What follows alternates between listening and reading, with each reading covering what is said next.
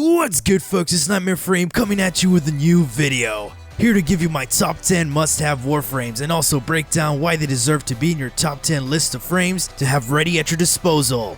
These frames will make the game and modes feel efficient. Selecting the correct frames for a certain mission type will always grant you a direct and concrete result. Not saying you can't use other frames, but picking the right frames is always better. All frames presented here in this video have perfect synergy with their abilities and allies. Starting off at number 10, Limbo and his prime variant.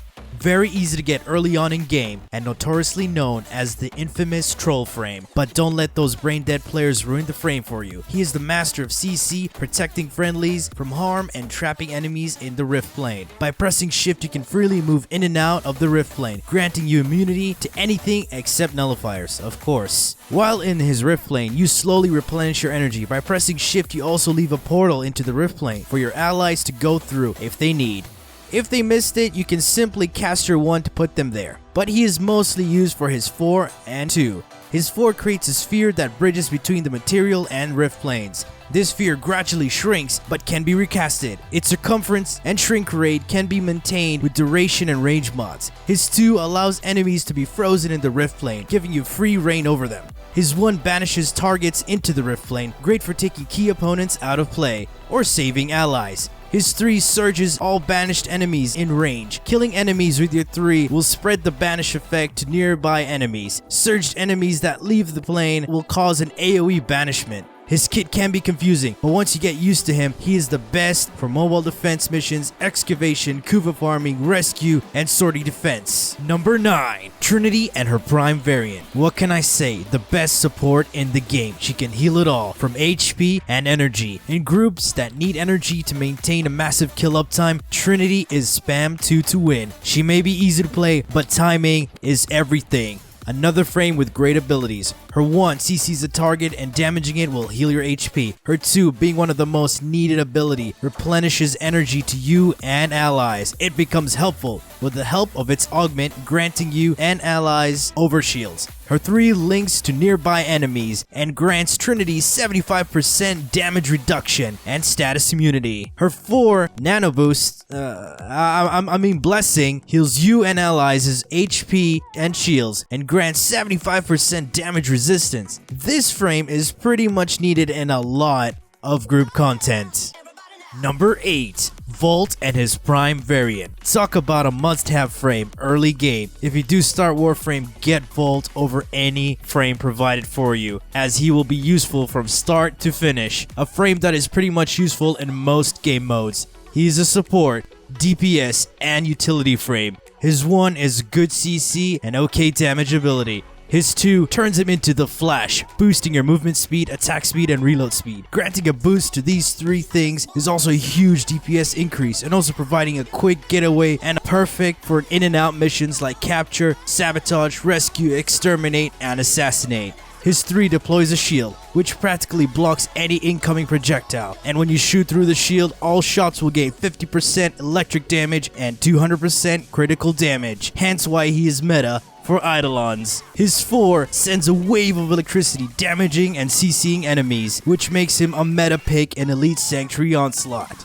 Number 7. Nidus. Nidus is one of the annoying frames to farm, but 100% needed in your roster of frames. Nidus uses his invested abilities to build stacks and become undying, deadly, and invincible, having 2 abilities that use energy and 2 that can only be used once he built enough stacks. His 1 allows him to build stacks when it kills enemies, so he can deploy his 3 and 4. Nidus is very efficient when it comes to energy usage. More stacks equals more damage. Gathering enemies in one spot with his 2 is optimal for quick kills, very useful in endo farm groups. With his 3 attached to a friendly, will grant them a power strength increase and also grant Nidus 90% damage reduction if attached to an enemy. With his 3 attached to a target, allows his 1 to spread even further and 2 different directions. His 4 will heal allies and spawn infested critters to help Nidus gain more stacks. This frame has one of the best kits when it comes to synergy and efficient kills, God tier and survival missions. Number 6. Nova and her prime variant. She is the best of the best utility frame in the game, allowing you to gain the high ground against your foes, mostly used for her 3 and 4. Her 3 allows her to travel long distance in a single bound by going through a portal that she deploys in the general direction you pointed at. Once Nova drops the beat,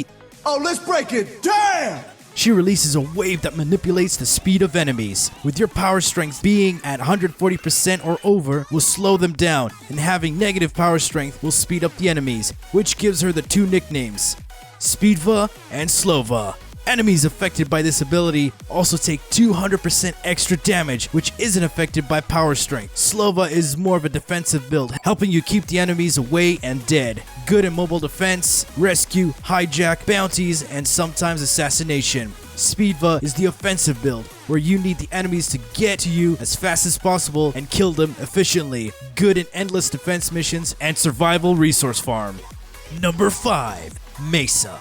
Mesa is what you get when McCree and Soldier 76 have a child. I've got you in my sights at high noon. Mesa is one of the best efficient killers in the game, able to bring down a group of high level heavies and bosses in seconds. Her 1 isn't something to talk about, but her other abilities is what makes her deadly. Her 2 gives you a buff that jams nearby enemies' weapons, while it gives allies extra damage buff, which moves between teammates. Her 3 provides you with the shield that reduces incoming damage from projectiles, while at the same time reflecting the damage back to her attackers. So with the right build, she can be quite tanky. Her 4 is what makes her powerful. Her Peacemaker. She stands her ground and kills enemies in her sights. More she shoots, the more accurate and concentrated her shots get, making her an ultimate killing machine. Number 4. Rhino and his prime variant. Another frame you get very early on in game. Rhino is a jack of all trades. Tank, CC, and weapon specialist DPS. He can do quite a bit of work and a frame worth having in any group composition. You can build him for buffing, tanking, speed, and CC. Want to level up weapons fast? He's your guy. Want to damage buff allies? He's your guy. Want to be the main DPS for Eidolons? He's your guy. Want to jump in head first into a fight and massacre things? He's your guy. Want to give Neza a run for his money? He is your guy. He's 1, charges at enemies, knocks them back. The damage stacks with its own combo multiplier, not an ability worth using without its augment. His 2, Iron Skin, one of Rhino's trademark abilities, coats the frame in ferrite armor with its own health, which makes him invulnerable to any incoming damage and status effect. Another trademark skill is his War. His 3, it's pretty much a damage increase to all weapons and abilities, just makes everything kill better and faster. His 4 is his damage ability, but mostly used to CC enemies. He stomps on the ground and suspends enemies in the air, all Matrix-like, leaving them vulnerable to any attack. Number 3. Damn, mama's so thick. I mean Saren and her prime variant. The Poison Queen herself. Her abilities work so well with each other, it's outstanding. Her 1 infects a target with spores. Each spore deals corrosive dot damage. Also, when damaged, the spores will spread to enemies. Her 2 is her defensive and get out of jail free card. She sheds her skin, leaving behind a decoy, increasing her movement speed, and which also removes all existing status effects. This decoy will draw enemy fire, key to her survivability. With its augment, Saren is really hard to kill, especially with the right build. The decoy will remain until its duration runs out. If the decoy explodes due to enemy fire or its duration running out, it will release toxic damage to enemies.